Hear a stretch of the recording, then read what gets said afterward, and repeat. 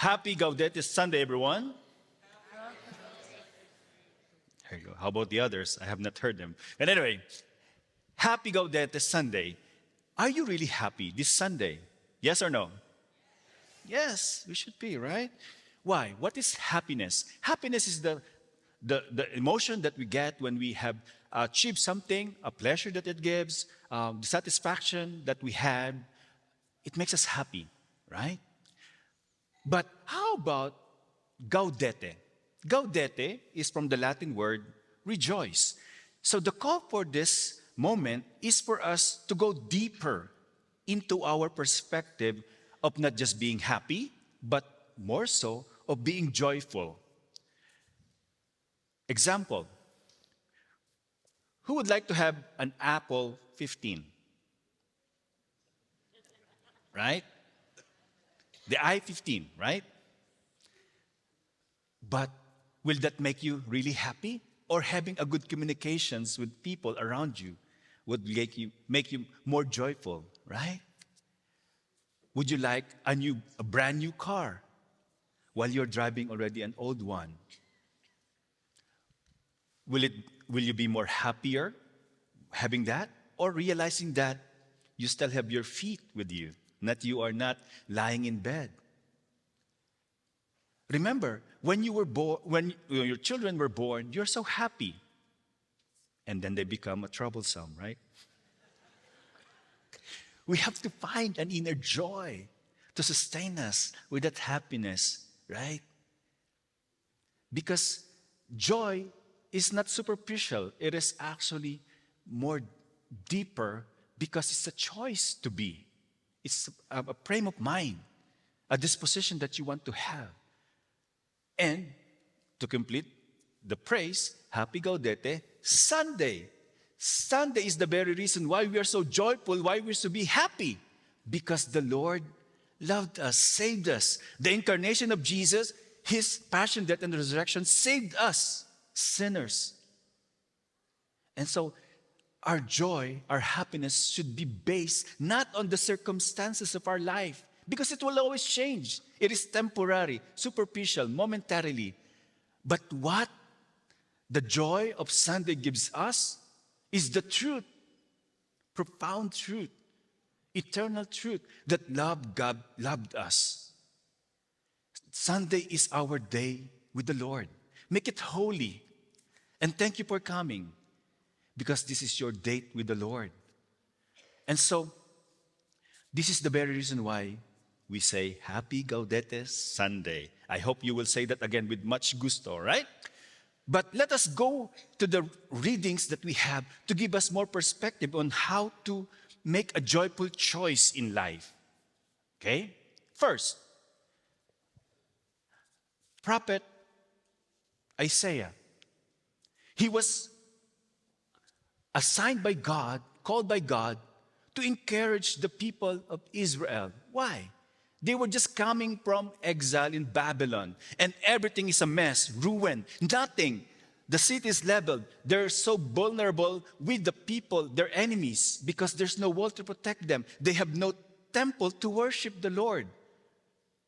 But in the sound of silence, in his core, in his inner being, he knew why he has to do that.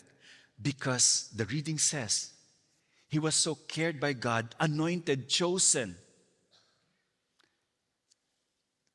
Those caring of God to Israelite, he has to bring that message to them in spite of the circumstance brought upon by their own sin. Isaiah has to remind them how they were been loved by God. So that should be the joy, the foundation of their joy. And of course, a second reading, St. Paul. Would you guess where St. Paul was while writing this letter to the Thessalonians?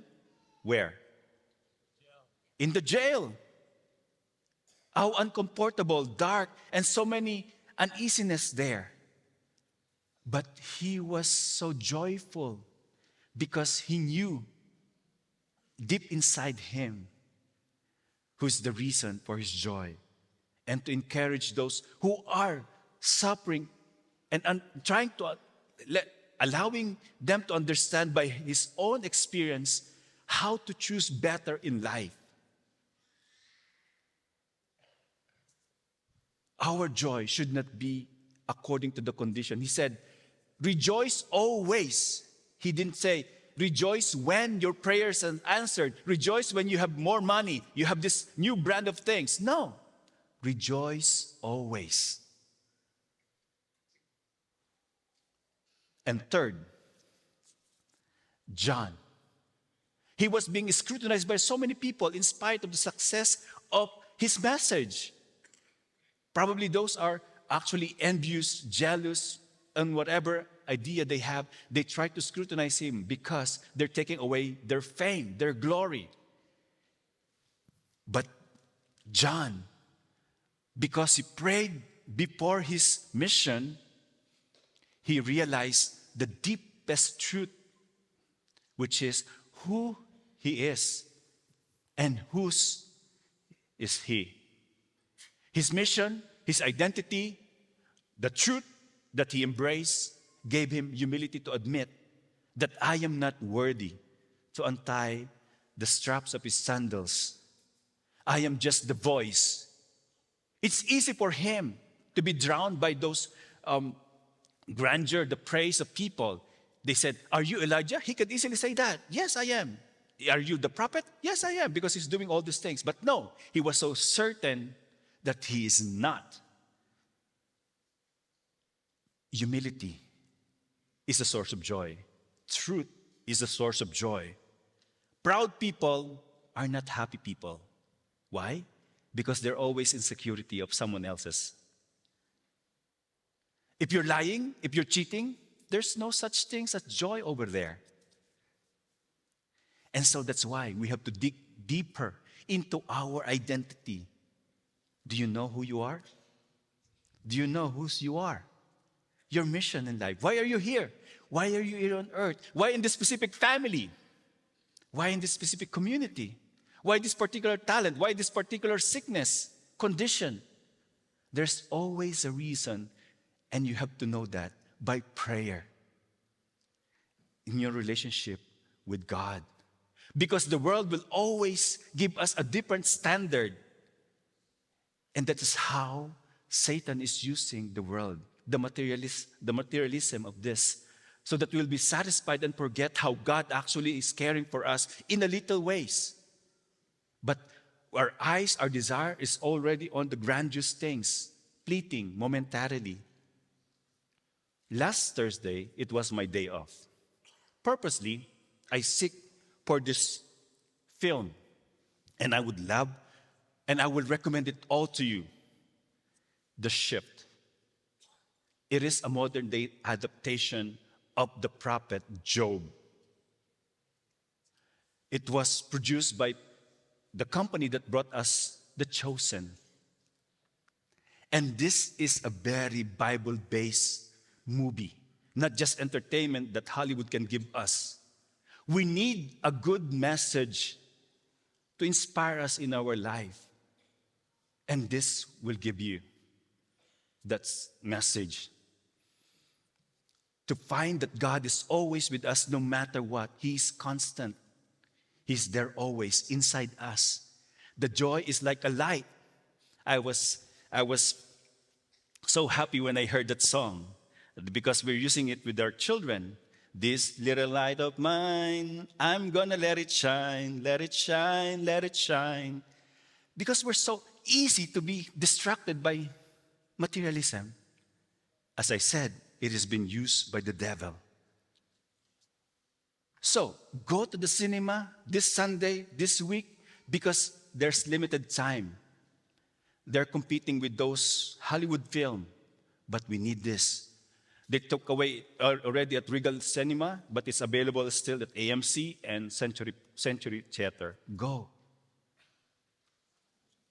So that we will see ourselves also through this film, how wonderful our life is, no matter what we are undergoing. Because if you will not find joy in your life, then you will not find joy in heaven. Who wants to go to heaven? Raise your hands. How about the others? Where you want to go? Now, let's practice how to live in heaven. Turn to the side and to the left and right, sitting beside you, and see how beautiful their smile is. Come on. If the one sitting beside you look like a bulldog, they won't go to heaven. Why?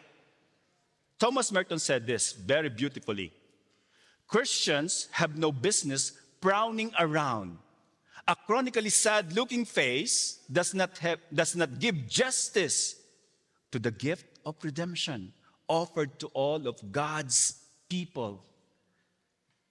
So if you're cranky and frowning, sorry, heaven is not for you.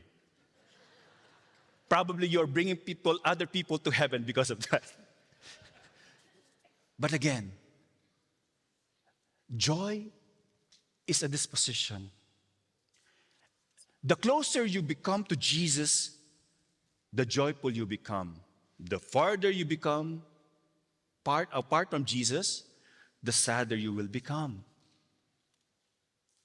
And this Thursday, I will invite you to come. Bring your family and friends, please, for this Advent reconciliation. It's about time. It's been a long time. Jesus is already waiting for you, and you will receive a blessing. December 21, Thursday, 6 p.m., we will have so many priests to hear your confession. Why not give something to Jesus, your sin, as a gift, so that you will have a space for Him this coming Christmas? Again, if you want to be joyful, come on this night. And of course, joy is a decision, a choice, to have a positive attitude, a decision of the will. A joy is a state of mind with a decision to focus on what is right in our lives, not what is wrong.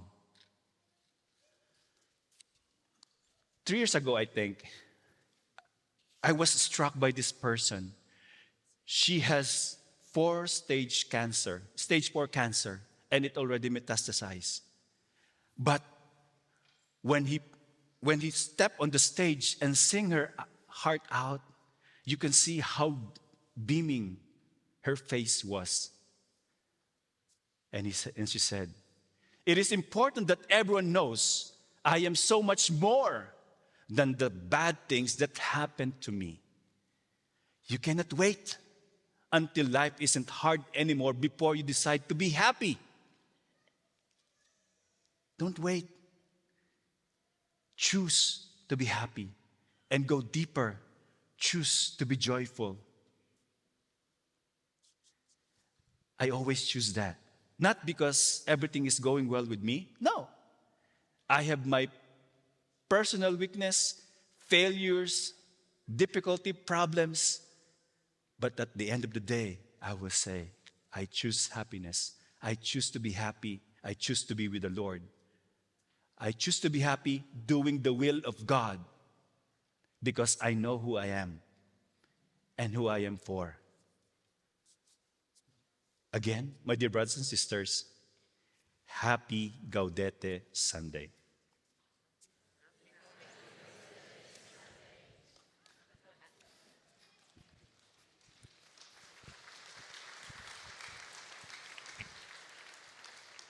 Again, those claps are for you, challenging you from this gospel onward.